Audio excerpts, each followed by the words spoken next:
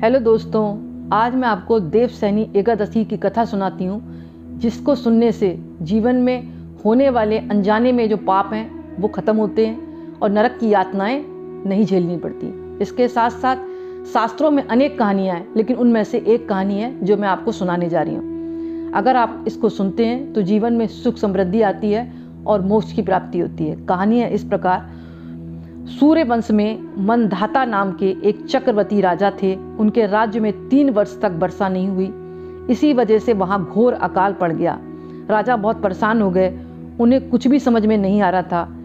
एक दिन उपाय की तलाश में राजा ब्रह्मा जी के पुत्र अंगिरा ऋषि के आश्रम पहुँचे। ऋषि ने राजा से आषाढ़ मास के शुक्ल पक्ष की एकादशी का विधि पूर्वक व्रत करने को कहा। मुनि की सलाह मानकर राजा अपने महल लौट आए और फिर इन्होंने विधि पूर्वक देवशयनी एकादशी का व्रत किया। उनके व्रत के प्रभाव से उनके राज्य में बहुत तेज भारी बारिश हुई और बारिश होने से उनकी प्रजा जो है खुश हुई, क्योंकि जब बारिश होगी तो चारों तरफ प्रफुल्लित वातावरण होगा, अन्न धन अच्छा निकलेगा, जिससे उनकी प्रजा खुश हुई।